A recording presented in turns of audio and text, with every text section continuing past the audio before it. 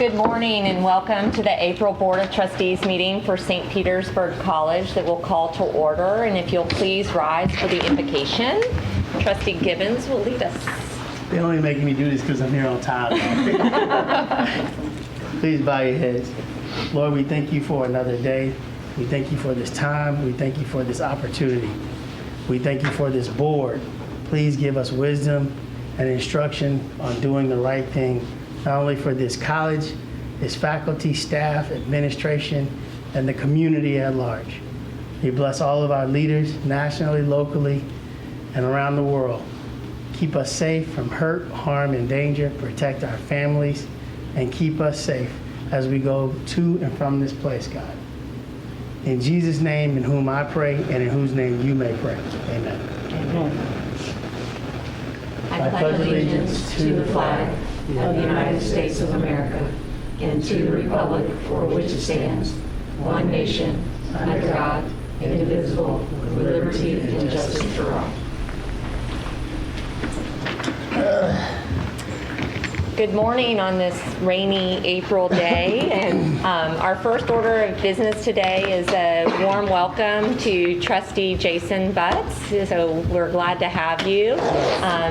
Trustee Butts was appointed by the governor a few weeks ago and replaces Vice Chair Bello on our Board of Trustees. So thank you. I don't know if you want to say anything or introduce yourself, or we can just save that and people can read the packet. We can save that and they can read the packet. Okay. Very excited to be here, so thank you. Great. Thank you so much for being Madam here. Chair, if I could. Yes, sir. I'd like to make a motion that we make Mr. Butts vice chair.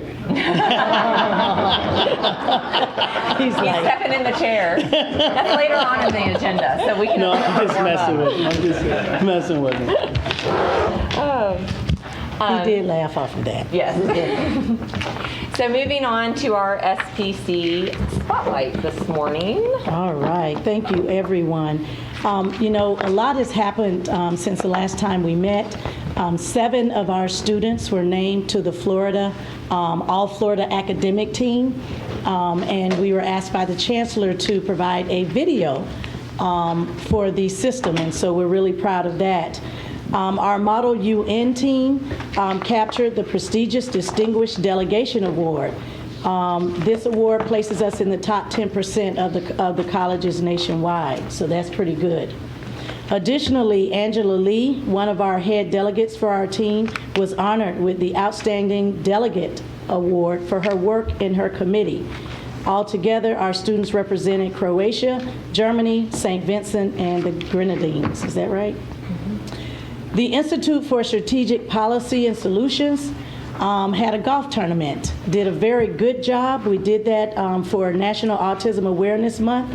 Dr. Kimberly Jackson and her team generated $41,000. How you know all that? On Friday. This past Friday? No, it was last week, or a week ago. Oh, wow.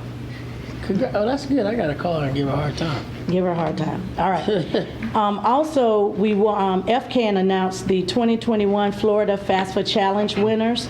And of course, St. Petersburg College was a part of that. Our collegiate high school was selected as the MVP for the highest FAFSA completion rates in Florida, which our financial aid office under Dr. Connor had a lot to do with that, as well as our associate VP for the collegiate high school. And under Medical County Emergency Services Advisory Council, Dr. Eric Carver was recently voted as the chairman of the Pinellas County Emergency Medical Services Advisory Council, MSAC. And so we're real proud of this work. This council has been established by the Pinellas County Commissioners. And that is just a small part of the good things that's been happening at SPC. Wonderful. Thank you, Dr. Williams. Moving on to our board comments, I'll begin by again welcoming Trustee Butts. We're so glad that you're here. I also wanted to again congratulate all the winners from the Titans Award ceremony, which was a few weeks ago. Especially, and I emailed Dr. Williams after the ceremony, not only the winners deserve great kudos, but the presenters and our technical staff who put together the awards. It was just such a top-notch program. And I'm continually amazed and thankful for the efforts that the team goes through during these times to use technology and really make a special event, even though it was a virtual event. I thought it was as good as being there. The cheering and the celebration, it was really fantastic. And if you all haven't seen our music program anytime recently, the music that was played at the introduction and between some of the awards was wonderful, and I thoroughly enjoyed it. So congratulations to all the winners and for all the participants and presenters putting that together. So thank you all very much for that. And moving on, I'll start with Trustee Gibbons. Welcome, Trustee Butts. Look forward to working with you. A lot of different things. It's going to be it's different, and you'll see it's different from what we do every day, but we use our skill sets and talents to try to help the college as a whole. So welcome. Look forward to working with you. Real quick, where is Jamel? Oh, there she is. Jamel, I just want to say to you, thank you. We've been under scrutiny about our athletic programs and all the scholarship and all the other stuff. I just want to say thank you for doing an excellent job and trying to figure that whole thing out. I know it's been a difficult ride and a difficult situation, but I will say, and I'd like to say this publicly, and I said it to Dr. Williams, is why I'm saying it to publicly, is, when we look at athletic programs, we look across the state and the country, and there are always issues with student athletes getting in trouble and being involved in all kinds of different situations. I never hear hardly anything about any of our student athletes being in trouble, not even being in trouble, but being on academic probation. Most of them graduate on time, they go to another school, and they do everything they're supposed to do. So please send back from the board, not just from me, kudos to our coaches for doing an excellent job of creating a student athletic environment that is fruitful for the young people to move forward. I was a student athlete at University of Florida. I know how difficult that is. You not only got to study, but you got to do well on the field, go to practices, skull practices where you go and you look at video film and all that stuff. So it's a second job almost. Well, it's a full-time job. But I want to say kudos to you and the programs for holding it in the road and making sure that our student athletes are quality people. And that goes back to recruiting. We recruit the kind of people that are good people and are people of integrity in our program. So thank you. I wanted to say that publicly, and I appreciate all that the administration and you are doing to make those things fruitful for our students, but also for us, because the experience that these young people get is a great experience, but they're also sharing with the rest of our students. So we appreciate it, and they represent this college. So we appreciate it. Thank you. That's it, Madam Chair, for me. Yeah, I just have a few comments. I wanted to thank everyone who was involved with moving the new headquarters to the downtown center. I went to the ribbon cutting a few weeks ago. Trustee Kidwell was there as well as, of course, Dr. Williams. And it was a great event, well attended by our local leadership. Our mayor was there for the city of St. Petersburg and the head of the Chamber of Commerce. And it was great to see the support from our administrative staff and faculty as well. But it's a beautiful facility. I think they did a great job. I know it was difficult moving quickly from one location to another, and I know that move is still happening, but I continue to think that this is a very positive step, getting especially you downtown, Dr. Williams, and surrounded by some of our local decision makers. So thank you to everyone who was involved with that. It was a great event. And then the Foundation Scholarship Luncheon was attended by myself, well, half of it anyway, via Zoom. And I wanted to thank that group for an outstanding presentation.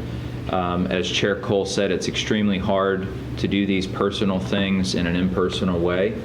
But I thought it went off really well. And I want to thank all of our individual donors and corporate donors that provide so much to the foundation and to the students of St. Pete College in the form of scholarships. And yet again, it was a great event. It was very uplifting and inspiring, and I love hearing the stories from the actual students, and I hope that's a tradition we can continue on for years to come. That's it. Thank you. Trustee Goodwill? As always, following Trustee Gibbons and Trustee Stonecipher is a blessing and a curse. Because, it's a curse because they say all the good stuff that we say. I'll look this way next time. I echo both of their comments. The ribbon cutting was fantastic. I have seen Jesse Turtle just about every day since moving downtown, walking somewhere at lunch. So the presence downtown, I mean, it's been great to see. Welcome, Trustee Butts. I'm no longer the rookie, I guess, here. I remember sitting in that chair almost 2 years ago, kind of being nervous and excited, and here I am. It's a lot of fun, and I mean, you're doing great work, so that's what I got. That's great. Thank you. You don't feel obliged to Oh, say no. anything. Thank you very much. I'm excited to be here and to be part of this. I was born and raised in Pinellas County, so I've seen the work of the college for a long, long time. So very excited to be here and hope can bring some value, and really look forward to seeing kind of the vision and watching that come to fruition. So thank you very much, and look forward to working with all of you. Thank you. Dr. Williams? Well, you guys said it all. Devron, thank you so much for your comments on athletics and for your passion, not only for athletics, but for the students. Yeah. And that's what came through very clearly. We really have had a fantastic last 30, 31 days since we last met. I won't reiterate everything our board members have said, but I do want to say something to the college family. I want to say thank you, and I want to applaud you and show that I'm sincerely grateful to all the hustle and bustle, to all of the meetings after the meetings, which we shouldn't be doing too much of, and to all of the sincere earnest and honesty in your work and passion behind helping students succeed. Just in case you don't think we see you or you think I don't recognize it, I do. And I do see you, and it shows. And the thing about my role is I get to get all the accolades while you do all the work. And so today I'm giving you the accolades because it is you who are doing the work that's helping our students cross the stage and get into jobs. And that's what we're here to do. And so today I just want to say thank you. You're here. I do not have any cards for public comment, but that said, is there anyone here who would like to speak to the board in the public forum? All right. Moving on, we have our minutes from March 23rd that were included in your packet. Were there any changes to the minutes or amendments? And if not, Move that we accept the minutes as written, Madam Chair. Second. all in favor? Aye. Any opposed? Thank you. And Ms. Gardner? Good morning. I do not have a report this morning. Thank you. Is this when we're supposed to do our voting item? That would be great. Which one? The voting vice chair. Got it. It's not on the agenda. Yep. Thank you. With Ms. Bello not having been reappointed, she was our serving vice chair of the board, and so we do need to elect a new vice chair. And I will be very formal because this comes straight from the statute, so we want to confirm that we're doing it correctly. So Section 1001.61 of the Florida statutes requires the College Board of Trustees to organize by electing a chair whose duty it shall be to preside at all meetings, to call special meetings of the board, and to attest to actions of the board. And the board shall also elect a vice chair to act as the chair during the absence or disability of the chair. So just as a matter of tradition, I guess, more than anything, we normally have these elections in August at kind of the end of our fiscal year, beginning of next fiscal year. But with Vice Chair Bello's resignation, we need to replace her now. So I open the floor for nominations. Madam Chair, I nominate Trustee Kidwell as vice chair. Is there a second? Second. Any other motion? Any comments? Then I'll call the vote. All in favor? Aye. Any opposed? Congratulations.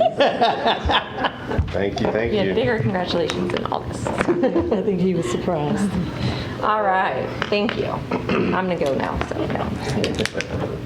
Okay, now, this is our strategic focus and planning session, and Mr. Ramsey with Workforce Development, we have been waiting for this. Dr. Williams and I have had this on the agenda about 6 different times, and because of other things that have come up and Mr. Ramsey's travel schedule, we are finally having this, so I'm very glad to welcome you this morning, and I know that this has been a top priority of the board for the past 2 years especially, and we've made huge strides with your arrival to the college, so with that, I'll turn it over to you, so thank you.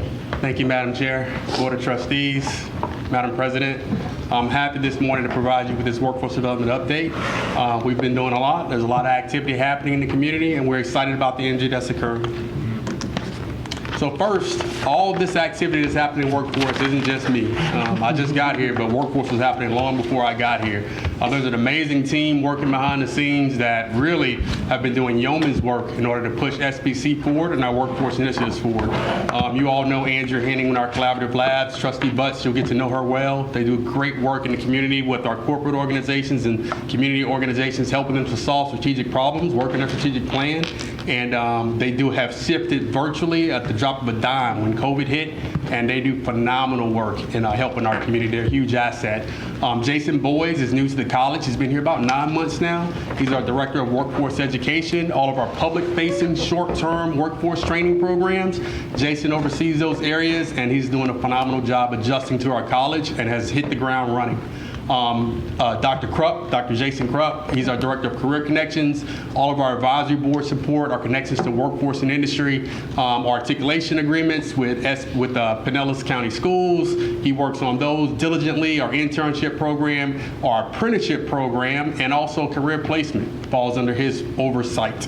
And then Valentia Berry, she oversees our Director of Corporate College, overseeing all of our corporate training, customized training initiatives with the local workforce and also governmental organizations, our quick response training grants that businesses apply for to try to grow and expand here in Pinellas County. She helps them through that process and has recently relaunched our SPC College for Kids, which we're extremely excited about. There's so many people in the community that their first touch with SPC was as a student and going through our summer programs here at the college. So we want to make sure that we relaunch that, and in the future she's also going to work towards a Silver Scholars program for our seniors in the community to make sure that they stay connected to SPC long term.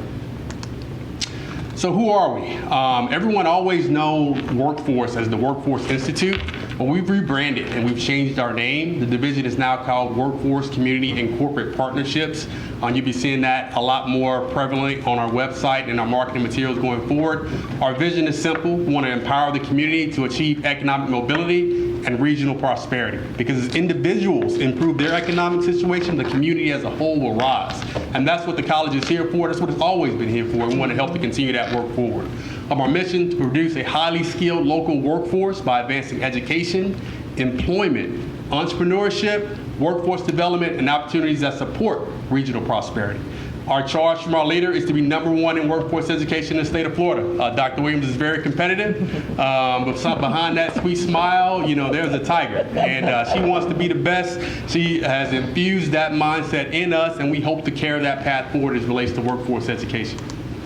So how do we get there? The workforce playbook. You have to have a vision. So we want to advance that vision for talent development and economic mobility that I just spoke about. We want to deliver high quality programs because, you know, it really makes no difference to have 1 billion programs if the quality is not there to meet the needs of business and industry. So we want to make sure our programs are high quality. We want to support our students' career pathway decisions. As they choose which directions they want to go, we want to give them the information of where the jobs are, where the most growth is going to be, so that they can align that with their abilities and their interests and make the right choices for themselves. And want to be very responsive to employers, and that only happens through partnership. You know, we have to have a very relational approach to our workforce development activities, not just transactional. We have to establish relationships with the key people in our industry sectors that are growing here in Pinellas County and make sure that we're at the table as they're planning their futures. So what are our priorities? Non-credit to degree. So our non-credit programs, as I talked about earlier, short-term micro-credentials, reskilling, I need this skill so I can get this job and improve my situation, really short-term, not mandated. The curriculum isn't necessarily mandated by the state, but we work tightly and closely with industry to develop that curriculum, which is the major difference between our credit programs. Quick, responsive, and what that person needs at that time to get to their desired workforce outcome. But the degree is still the gold standard. We have learned through this pandemic that the people that were least impacted were the people with the highest level of degree attainment. So we want to make sure that these credentials that we're offering stack into those degree pathways that we offer here at the college. Employer partnerships are also key and vital to everything that we do. That's going to sound like the repetitive theme of this presentation this morning, but we can't do anything by ourselves. Those partnerships is what's going to really propel us to our goal towards being #1 in workforce education. Work-based learning, those internships and those apprenticeships is what really sets our students apart in being able to hit the ground running once they hit the workforce. And of course, job placement. Coming out of Tallahassee right now, there's a lot of emphasis. House Bill 1507 is going to fly through, and that money-back guarantee for students who don't find a job within 6 months for certain programs is going to be a reality here very soon. So we're trying to get in front of that now and make sure we ramp up our job placement services and our job placement activities for our students to make sure that we're leading the way as that initiative rolls out. So model employer partnerships. You guys recently saw our line worker program that launched here several months ago. It was really a huge collaborative effort. Duke Energy, of course, was a major employer partner that helped to really seed this program, not only with their finances, but with their time and their subject matter expertise. Powertown Line Construction, phenomenal partner. They bent over backwards to make sure that that program launched and was a success. We partnered with the Urban League to make sure that we were recruiting a diverse population to fill those seats in those classes, to make sure that everyone had access to this opportunity and that path to economic mobility for a stable, pandemic-proof job, because they kept working. Anytime there's a tragedy, a hurricane, a storm, they got to still go up there and keep the power on. Career Source Pinellas, a great partner, making sure that there's funding available to make sure, because our non-credit programs, one of the things that in this current state, I believe it's going to change in the future, there's no federal financial aid available for those programs. So we have to find outside funding sources to make sure that the people who need those programs the most can have access to them, and finances aren't a barrier. So they help us to achieve that.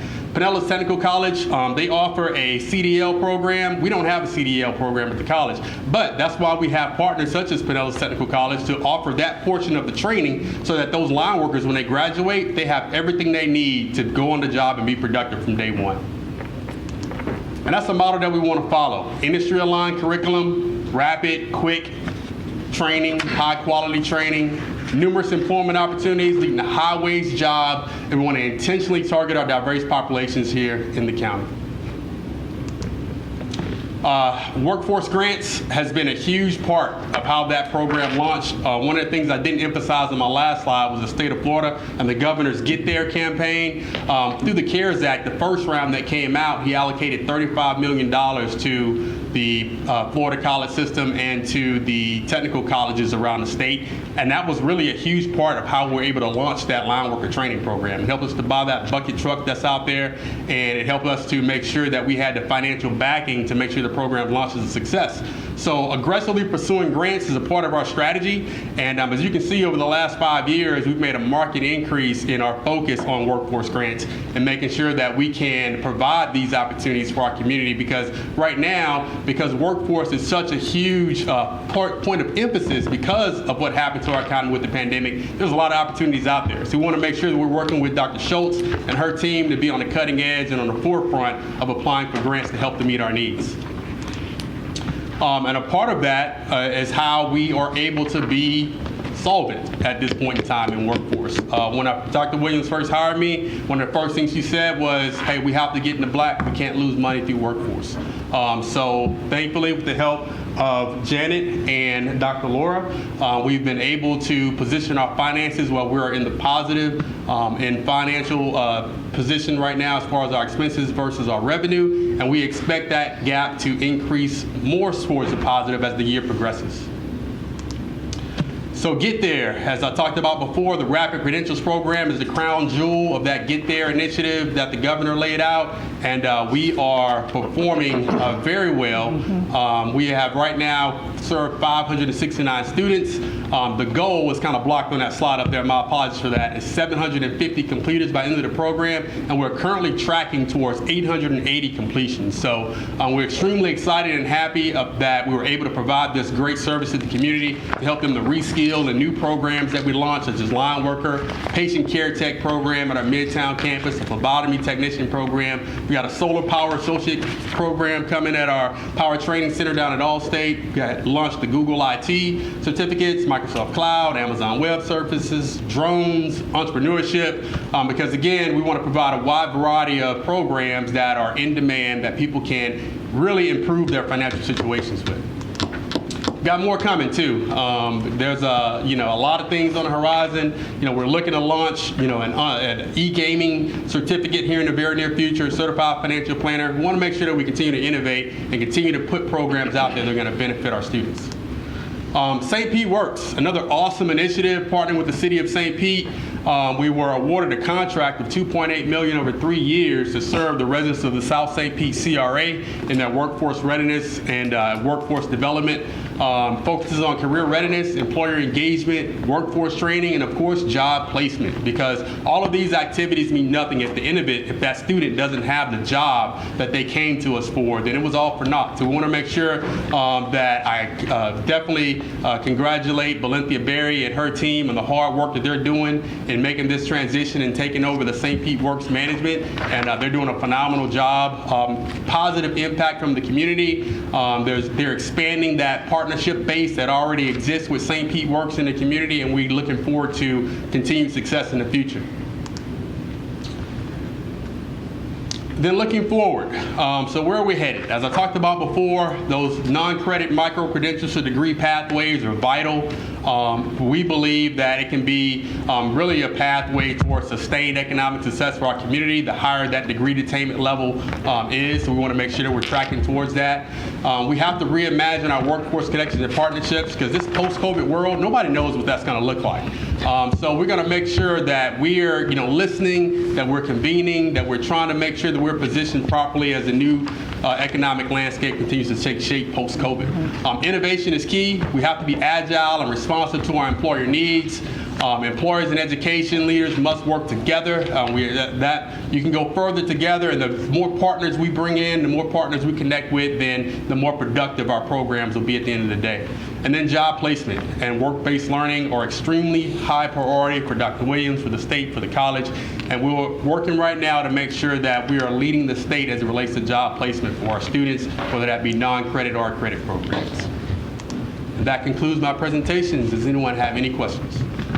Thank you so much. I'm sure we do. Yes, Thank you, sir. Chair Cole. Mr. Ramsey, thank you so much. Great presentation. I think that's what we've all been looking for a while now, is a great breakdown of where we're going with workforce and the changes that have been made. Just a couple questions. Going back to the financials, and Janet, maybe you can answer this. What was the difference? Did we increase our revenue, or were we reducing expenses and workforce to get solvent, or was it a combination of the two? Combination of the two. It absolutely was. We had to restructure some of our spending to make sure that we were spending those resources in areas that were going to produce revenue. You have revenue generating positions and you have non-revenue generating positions, and we just had to take a real holistic look. We did an audit of our programs, which programs were costing us money that weren't generating any money, and we had to do a shift. And those are sometimes hard decisions, but one of the benefits of being a new guy, you can come in and pivot and kind of move. And it's just, kind of more accepted because, you new fresh set of eyes looking at it. But really all the credit goes to my team. They really came in and bought into where we were headed, bought into the new vision and new direction, and they made it possible and made it happen. Well, these are great trends, The other thing I want to say is we're doing a better job in partnerships and being present and being involved.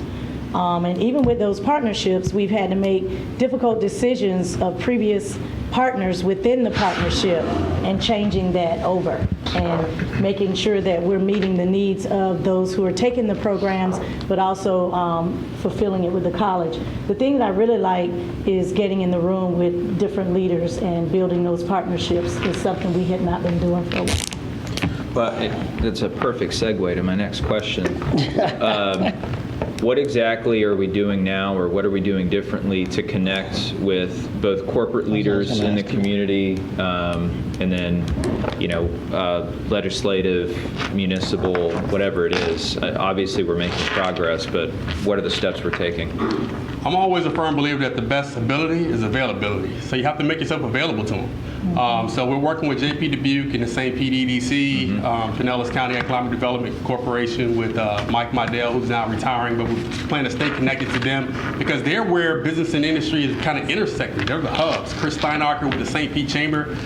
So what I try to do is stay connected to those individuals who are then leading to connections to those corporate leaders. And then Dr. Williams, of course, is just a rock and a pillar in the economic community. Everybody knows who she is, and as they reach out to that SBC name, she's phoning people to me, and we're in the conversation, which is where it really all starts. Right. Once you're at the table and in those conversations, people understand what's available and what's aware with the college, then you're a part of those planning processes to make sure that SBC can benefit from it. I think the other thing is Mike and Jesse are working with me to create a president's circle, and we have the list of names who to invite. We have a person who may chair it, and so we're working with him from Coke. And so we're pulling that together. The President's Circle, I think, is going to be more impressive. Trustee Gibbons, it wasn't my brainchild.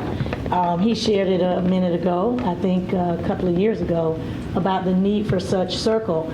Now we have something to give, to show, to ask, to build, to create, because we're in a better situation than we were at the time. But we have about, I think, Jesse, the last time we met with Bob Ward. Jesse had 15 names on that list. And so hopefully within the month of March, we'll have it tied down. We're waiting to hear who will chair it. Along those lines, and I know you No, wanted to that's say fine. I something got as well. plenty of questions. I wanted to, one of the things that I'm so happy to see, and it's the evolution with both Mike coming, but also Jesse in his position, is there's been several times, and if the other trustees aren't doing this, where I might meet somebody and I'll email Jesse, he immediately brings Mike into the conversation, and the two of you together have really done such an important job of expanding the reach of SPC in our community to these business leaders, and we're just scratching the surface, but having the two of you work in concert together has made such a difference in whether Jesse's the clearinghouse or you are as to whose kind of camp it should go to. It really seems to be working very well, and that partnership, I think, is a great start, and as exemplified by things like the President's Circle. So, Absolutely. Can I jump in? yes, sir. Correct me Mr. if I- Gibbons. No, go ahead. I wanted to He jump wanted in to jump before in. You go right before you. ahead. because it dovetails on this. Correct me if my details are wrong, but you, Jason Krupp, and I, and our Director of Operations had a conference call about 4 months ago because historically all of our interns, I'm in a wealth service group downtown St. Pete, come from Petersburg College. Historically, 90% of them. We wanted to, I'm on the board, I wanted to open up the pool of candidates to St. Pete College. Because of our talk, we have our last two of our last three have been from St. Pete College, and one of our current interns is from St. Pete College. So it's kind of working, And we thank you for that, Trustee Kidwell. Well, honestly, it's nice to have talks that lead to actual results. And so it happened. Thank you, sir. That's a perfect segue for me. Mr. Gibbons. So I've been waiting 18 years to be able to ask questions on this particular area. This is the first time we've been in the black. So thank you. All right. And I'm glad you're the new guy on the block, because I've been yelling, kicking, and screaming about, I don't understand how we lose money in things that are so critical to a college's success, right? So to that end, you gave a great overview. It's the best presentation that I've heard from this area ever. Let me just say that. In the time that I've been here. But the but is not to negate anything that you said. I'm saying but because I really do have questions. And one of the questions I have is, I see that and I like that you partner with all these governmental entities and all that stuff. But our objective is to get out and to make sure that we partner with not only local groups, and I saw a lot of local groups, but I'd like to see the Verizons of the world. I'd like to see, this college could do a lot more if Uber came to me about partnering with the college one time, and we just didn't have the structure to be able to do it. So I'm saying that to say this: don't limit yourself to the local partners, because there are so many. She'll tell you, Dr. Williams will tell you. I can pick up the phone, call Michelle Robinson. She will probably help you out with any program that you want to do it with Verizon, right? But I don't want to just call her and we don't have a program. Yeah. We don't have something very specific that she can help with. Uber, Stephanie Smith. We probably need I know in our linesmen, because I have plenty of people calling me, they need rides back and forth. They've been giving grants. So I want to see us not just get stuck. I know we're in St. Pete and we're in Pinellas County, but there are people that do business here that are from the national arena. The other thing is, Dr. Williams, right, I love that she's doing the President's Circle, is what you call it, right? But I also like to make sure that from a workforce standpoint, Tommy is in financial services. You need to have a committee of people that can touch all the financial services folks in the Tampa Bay region to figure out what the issues are in their industry. He talks about interns. Well, I can tell you right now, Dr. Williams, and I'm not saying this to come down on foundation, but I've been arguing for years. Where are the minorities that invest our money? We probably don't have any, but that's not because the foundation didn't want to do it. How many are in the industry that can qualify and have the background to be able to do that? You see what I'm saying? Yes. So just don't get caught up on these. This is great. This is a great first step for me. Now, for everybody else, they can say what they want to say. But for me, this is the first step. Yeah. Because I see us as expanding beyond that. The other thing that I like is you had a lot of programs up there like the CNA. We need to lose the CNA thing, right?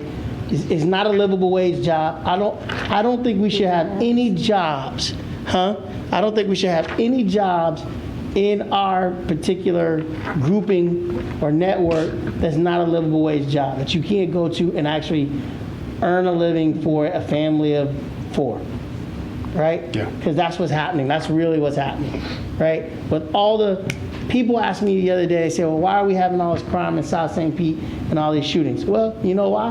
Because there's no jobs. Yeah. People aren't going to work. Yeah. If you're going to work, you don't have time to shoot people.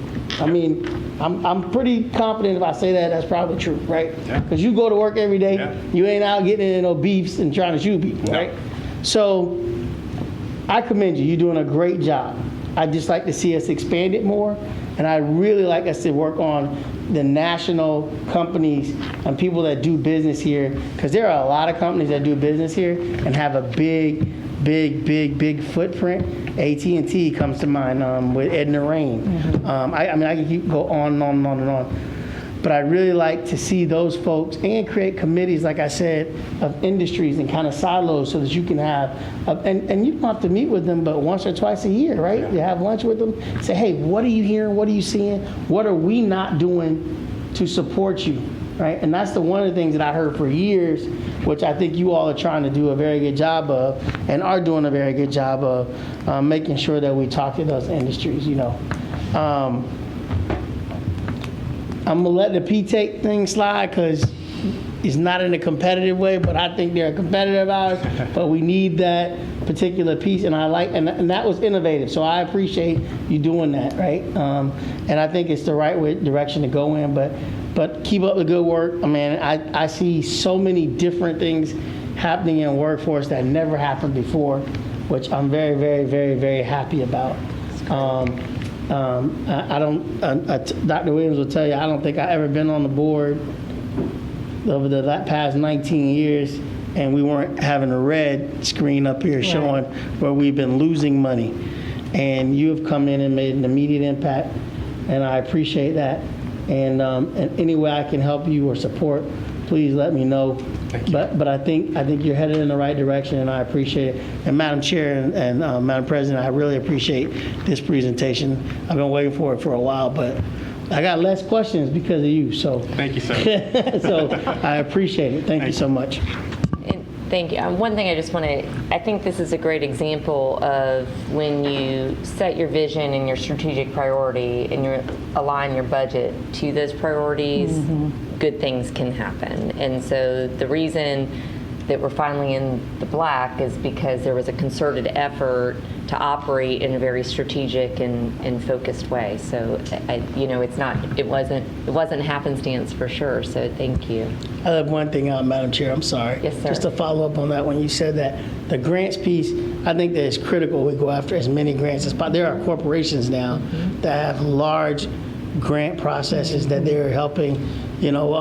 Mackenzie Scott just helped a bunch of HBCUs, and I hear she's got a second round that's coming for community colleges. So we need to be on the forefront of those things and making sure that, I know Katie's here, she'll write a grant for just about anything. So if you tell her and you get her involved, and they've been successful over the years. They've just been very successful with that. But I'd like to see us continue that effort, but again, do it at a national level so that, I think that brings notoriety to the college, but it also puts us on the front end and the cutting edge of what's going on. Yes. And if we're seen as a partner on the front end with those kind of groups that are national groups and international groups, then that's going to help us moving forward. People are going to look to us to be in leadership roles and come to us to see how we made things successful.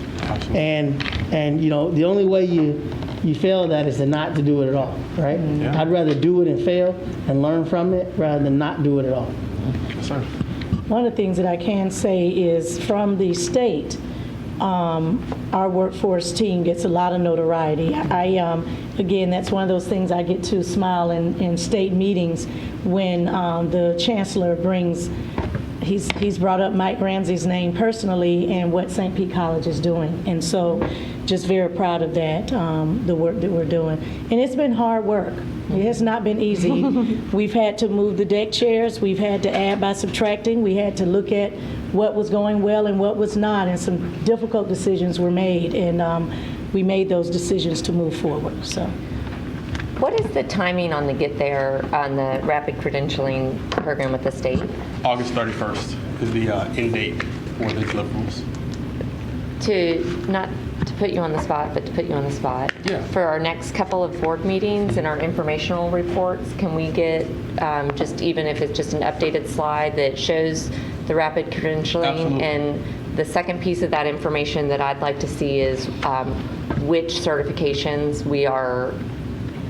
I know we have a comprehensive list on the website or whatever of what we offer, but which ones are being taken and kind of that number? Yes. I think we would all appreciate that. Absolutely. I'll have it for next week. That'd be great. We can just include that in our informational report. Thank you. Any other questions? Good job. Thank you. Great. Thank Thank you. you, Mike. And Dr. Laura. Could have been a really bad, gloomy day, but it's not going to be if you all read ahead. Good job there. There we Chair go. Cole. Well, good morning, Madam Chair, Board of Trustees, and Dr. Williams. I'd always like to thank the Lord for the opportunity to be here today. In revenue for this term, we had $52.1 million from the student tuition and fee, which totaled 94% of the total budget for tuition and fee revenues. We still have enrollment for the summer and May term, and June as well. For the state funding, we received $47.7 million. This includes the $1.9 million per month for the lottery allocation. We're going to continue to receive that money through the remainder of the fiscal year. We have $4.3 million for other revenue. This includes dividend, interest, indirect costs, and usage of facilities. Fund transfer in, we have $1.3 million. Our total revenue as of this term is $105.6 million. The next focus is our expenditures. Per the accounting manual, our operating budget during this presentation represents expenses by instructional and administrative. Instructional expenditure consists of the college-wide activities, that are related to the instructional academic side, like A&P courses, credit, non-credit, E&P developmental, education, academic support, and student support. As of this period, we had 68.1 million, for which 61.3 million, 63.1, sorry, is related to salaries and benefits, and for expenses and capital, we got 5 million. On the other hand, administrative function consists of activities undertaken to provide necessary services on a college-wide basis, which include executive management, finance department, legal, data management, and facilities. As of March 31st, we incurred 26.7 million, for which 13.8 million is related to the salaries and benefits. For expenses and capital, we have 12.8 million. Our total expenses as of this term total 94.8 million. This results in a positive variance of 10.7 million. This variance is going to decrease in the next couple of months. Do you have any question about the revenue and expenses? All right. So now let's take a look at the preliminary projection number as of June 30. As of March 31st, we have 75% of the total income and 68% of the total expenses. In the following scenarios, we took the assumption on getting back the 6% holdback from the state. Small reminder, in June 2020, we received appropriation approval for approximately 76.1 million after 2.7 million got vetoed. And in July, we received the 6% holdback, which reduced appropriation by 4.2 million. The revenue stream is divided among three particular areas, which are revenue, fund transfer-ins, and our reserve. The revenue stream includes all revenues related to our operating budget. Non-state funding is 46% of the total budget, and state funding accounts for 54% of the revenue. In this particular scenario, our end of the year projection is 137.64 million. In this scenario, there is 152,000 positive variance for credit tuition. Now, I do want to remind you that we forecasted a 10% decline in enrollment. So even though we have $152,000 positive variance, we are still 10% down in enrollment in comparison to prior year. Also, in this assumption and in this revenue, this includes the release of the 6% holdback from the state, which is about 4.2 million. Our auxiliary fund is funded by bookstore commission, vending commission, and royalty. We are expecting to transfer 1.9 million from our auxiliary service, meaning that 100,000 will stay in our auxiliary funds. From our reserve, as you are aware, we reduced the reliance of the reserve from 4.6 million in prior years to 1.4 million this year. As of right now, we expected to make zero use of our reserve. This is going to also impact our cash on hand at the end of the fiscal year. Do you got any question about the revenues right now? All right. So next, looking at our expenses projection, I want to remind you again, in July, a 6% holdback was implemented that reduced appropriation by almost 4.2 million.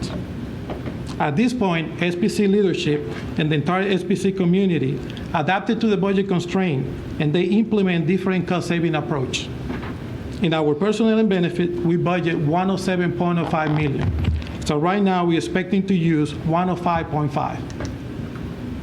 During the year, a hiring freeze process was implemented, and as positions become vacant, they were reviewed to examine cost saving. And this is tied back to what Madam Chair said early on.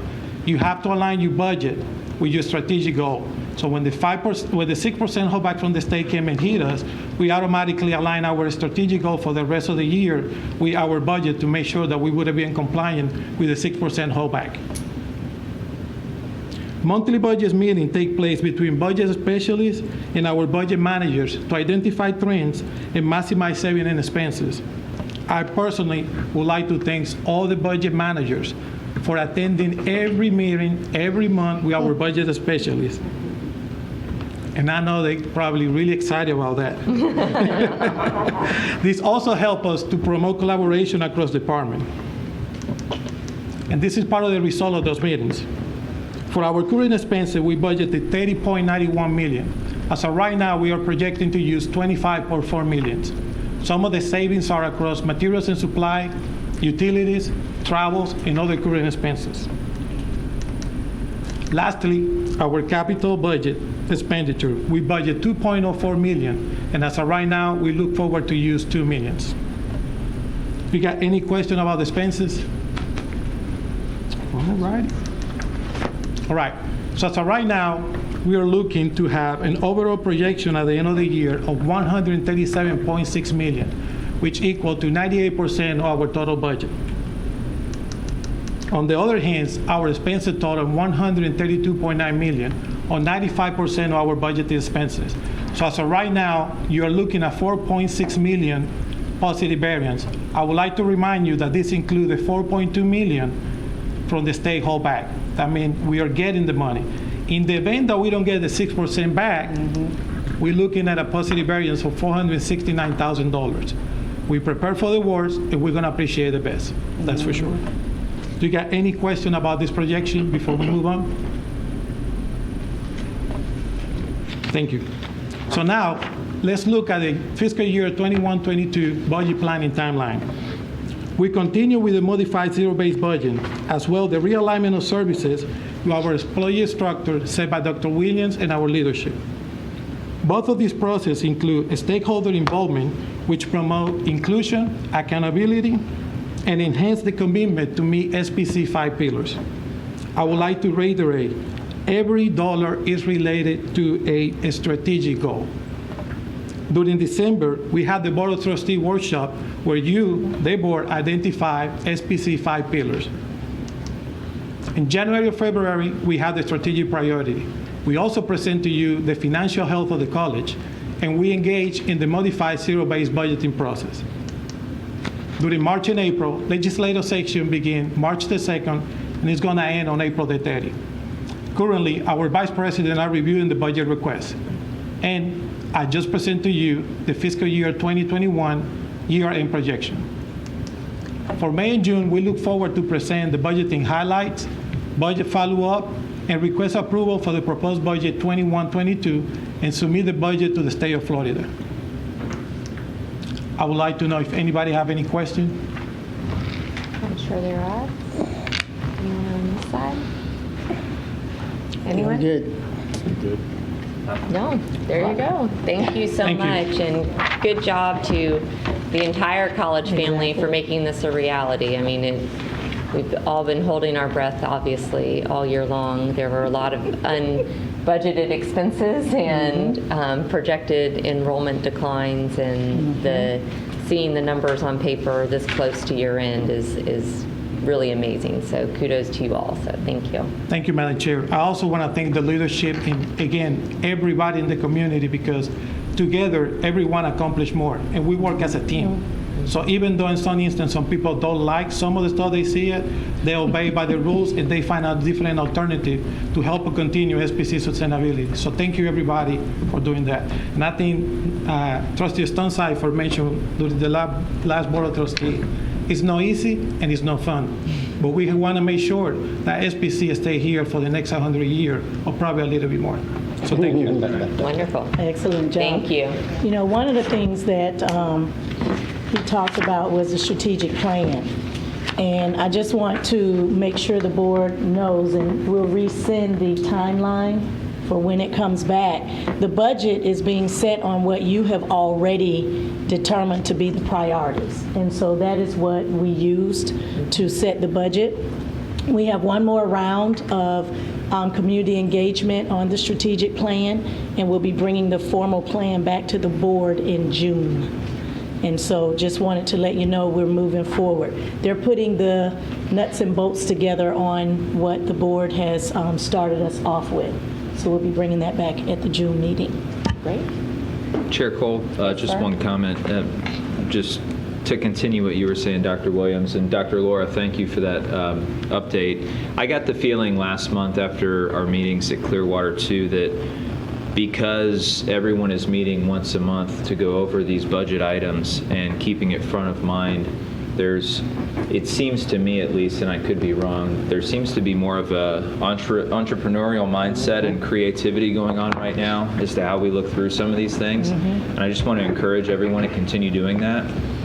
We need to get away from looking at how we've always done things for the past 40 years and look at a new landscape and a new future and really get creative with how we budget, spend resources, that sort of thing. So I want to thank everyone for doing that and encourage you to continue on that path because I think it's working. So thank you all. And thank you, Trustee Stonecipher. You know, one of the things that we're working on is doing business as unusual. We're looking at programs, we're looking at how we operate, because in order for us to thrive in this climate, we're going to have to transform. We're going to have to reimagine, reinvent, and change. And so a part of that is taking the time to meet monthly to look at our spending, what the needs really are, where are we overspending and underutilizing what we're buying, and things of that nature. And I'm going to use, I think it was, can't remember his last name, but one of our faculty members talked about courage over comfort. And we're definitely moving out in courage and changing. And not staying with what we've been doing all the time. So thank you for bringing that forward. Madam Chair? Yes, sir. Sounds like a business. It sounds like it's running good. It does. How many times have those words come out of your mouth in the past? Not much. Any other comments before we move on to consent agenda? I will draw your attention in the consent agenda. There are a number of more substantive items that I know Dr. Williams has spoken with each of the trustees about individually when she did the review of our monthly package. But in the absence of anyone desiring to pull any of these items off the consent agenda, which you are welcome to do so we can discuss. Otherwise, we can entertain a motion for the approval of the agenda in its entirety. Madam Chair, I move that we accept the consent agenda in its entirety. Second. Any discussion? All in favor? Aye. Aye. Any opposed? There's one item not on the agenda which we do need to also follow up with Trustee Bellows' departure from the board. She served as the board liaison to ISPS, which is a DSO. The Institute of Strategic Policy and Solutions is one of our direct support organizations. As such, a board member serves on that. And so I'd like to ask Trustee Gibbons if he would take Vice Chair Bellows' place on that. And I think the vice chair should actually have two. I'll do it. I'm just kidding. it would be wonderful. So do we need a vote on that or just acceptance? I don't think we need a vote. I don't think so. I think it's at my discretion, I think right? as chair, you can appoint. I thought it was. She's appointed. Magic wand. Very good. There are direct support organizations. Thank you, Trustee Gibbons. No I appreciate that. There are reports from Lipa Ratner, ISPS, and St. P. College Foundation in our packet. I do want to not, I would be remiss if in part of our consent agenda, we did just authorize the decertification and dissolution of the 501c3 of Lipa Ratner, and in no way does that dilute the importance of the museum, not only to the college and the collection that we have there, but also to the Tarpon Springs community and the Tarpon campus. And I wanted to acknowledge that board and the executive director there. I don't know, Trustee Kidwell, you're welcome to speak up if you have anything additional to share. But No. I mean, I do. But I was extremely thankful for them coming forward and acknowledging and recognizing that they could probably do more work more efficiently and on a larger stage if they weren't bound as their own organization. And sometimes stepping back is the hardest thing, and so I want to say thank you very much, and we look forward to seeing all of the wonderful things that continue from Lisa Ratner. So, yes. You have anything? Just that they all do a fantastic job, and I've really enjoyed getting to know everybody, being part of the board meetings. Dr. Wilkins is amazing, and I look forward to continuing to be involved and, hopefully the steadying of the ship. Great. Because COVID was not good for... Well, Madam Chair, I only have one thing to add. And we saw workforce come up here. They got retooled, realigned, and moving forward. But I think that's what's going to happen with the Lisa Ratner. I mean, I served on that board at one point with them. I thought they did an excellent job at the time. But COVID and along with some other things have changed how we do business. And I think it's going to be a good partnership between them and the college. We're not trying to get rid of them, so we're just trying to retool, realign, and make sure that the resources are being utilized properly. And sometimes you don't need all kinds of other organizations to get things accomplished, and you just come together, and I think that's what we're doing here. So I appreciate them recognizing that there's another way to do things, and it can be done more efficiently and effectively by working together. There are other informational reports. This is like the world's fastest board meeting, so I feel like we should keep on chit-chatting. But there's other informational reports that are in your package, including purchasing reports and property inventory that we regularly receive. And now we'll just move on to our president's report. Dr. Williams, Thank you. had 3 today. No, how about that? Thank you so much. So legislatively, we know that we're nearing the end of the session. The House and Senate, they're moving forward with their budgets.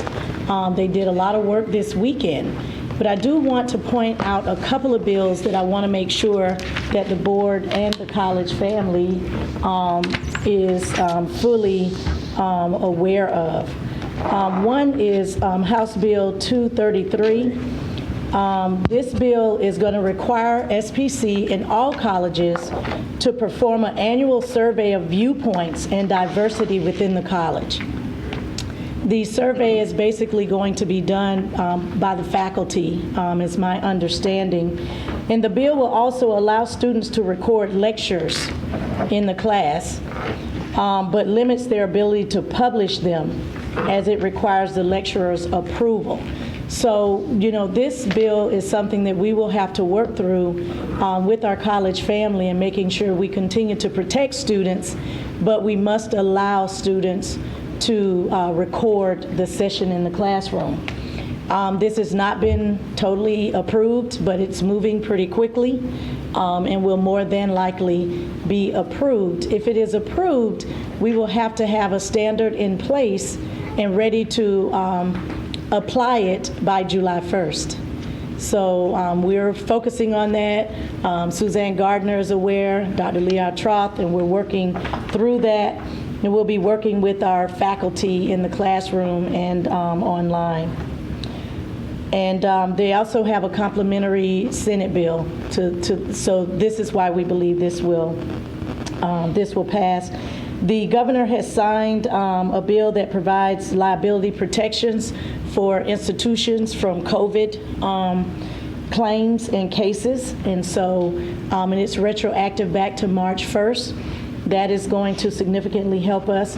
And then House Bill 1507, which is a major workforce bill. It is intended to really expand the effectiveness of our workforce initiatives in this state in ensuring that individuals get high wage paying jobs. Involved in that is also a statement that if our students graduate from a workforce program, they have to be in a job within 6 months, or the college will reimburse them their tuition. One of the things that we're looking at with our CARES Act money is to improve our job placement and transfer initiative. And so we'll be looking at how do we start working with students early on at 40, 45 credits to make sure that we're putting them into the employment pipeline through apprenticeships and other initiatives. And so, Trustee Gibbons, when you talk about having partnerships with employers, we have to build those pipelines to make sure that students actually not only are prepared for the job, but that they actually get the job, and that the job is a high-wage paying job. This is a similar initiative that Texas has employed a couple of years ago. All you got to do is look at Texas. You'll know what we're doing next. And so, well, Texas is doing this already. And so I'm not afraid of, and I support it. I think we can do this. We have no problem with getting people to jobs. We just need to build that pipeline and strengthen it. And so we're ready to roll up our sleeves and make that happen. So as the rest of the bills that are on various steps, the Florida college system is looking at least 18 of them. We'll bring them forward as they come closer to the end. I think by Wednesday, we'll have a real good understanding of the House and Senate budgets. They're not very close yet when it comes to higher ed, but so far, so good. We're not on the table. So we'll just keep our fingers crossed, our nose to the grind, and making our calls and doing the things we need to do. Real quick, two things. One is by next Wednesday. You mean. Right, next Wednesday, Yeah, not because- tomorrow. Sorry. Yeah, because conferences this weekend, so Yeah, you'll have. yeah. But, and then I don't know how many times you all have heard me talk about Eckerd College being known for writing, right? A lot. And a lot, right, over the years. But this is exactly where the legislature is headed. Like, we're going to have to find our identity and figure out what we're going to do. And it changes the relationship for this board and the college related to industry, right? Because now when people do business with the college, we're going to also have to say, you know, we have these mandates that we have to meet. How can you, we're going to have to look at how we contract with people That's now right. to mandate certain things or help us meet certain criteria. And I've kind of been saying that for a long time, that I don't think we should be doing business with people that don't, Give one, back. give to the foundation, or two, do what Tommy's doing, have internships and other programs that are critical for our students. So that's where they're headed with this thing. It has been fairly successful in Texas. Of course, the community colleges in Texas, one of the presidents said, when we have to pay one person back, that's too much, right? Like, but I think it can be done, right? It's just you have to start. The minute the person hits the door, you have to start. And the problem that they've been having, the only problem that in Texas that they've seen, from my understanding to talking to folks in Texas, has been, is that students that come to community colleges are very different from students that go to universities. When you go to a university, you're like, oh, well, I'm going to go get my degree in political science, and you usually stay that track, which is not always true, but for the most part, those folks, community colleges, they come and say, oh, I want to be I'm going to be a nurse. I'm going to go with Dr. Carver. And then they figure out that the prerequisites are just really tough, and they change their major. So you almost have to have constant contact with these students. That bill is going to make us do business a lot differently than we have in the past. The workforce area is not just going to be working, they're going to be working overtime. Yeah, I think, you know, the good news about SPC is we've already built a strong pipeline and we engage our students. I think where the gap of service is the offboarding. We onboard very strongly. We have a very good communication. Dr. Connor has a step-by-step, so does Dr. Leatra, on what happens to the student, the if, then, and the turns, and we have that. But I think it's recognizing the area of getting students through their classes and onto their careers and into a job. And so the work doesn't end at graduation for us. And I think that's something the college family is going to have to accept. We're responsible for getting them into the job or getting them transferred to their next institution. And so that part of the scale we've got to really work on. And so you'll be seeing us bringing some new strategy, structures, programs, and positions to move that along and make that happen. Madam Chair, I have one question. Dr. Williams, I remember we talked about this a long time ago. I don't know if we do it, but my buddies at Yale and I think Yale and UPenn, they said that they get to keep their emails from the university graduate. once they graduate, so that when there's a job that comes up, they constantly get emails from the university about giving, about jobs, who's looking for, you know what I'm saying? Yeah. That may be a good mechanism or tool to start that, is that afterwards, after you graduate, you know, even when the person's not in our complete touch, or we can touch them wholly, we can still touch them with, because you never know. I don't know. I mean, I'm just brainstorming, but I know that they say it's a good mechanism and tool they utilize. Well, it sounds good, especially for alumni and keeping contact, which is an area that we're all working on. Well, a buddy of mine said the other day that he got a job posting or listing that somebody that he went to school with is now the hiring director and is hiring folks. You know, they want specific graduates. Wow. So. Okay. That's my report. Thank you. Anybody have anything else for the good of the order? Then with that, our next meeting is May 18th back here at the Epicenter. We are adjourned.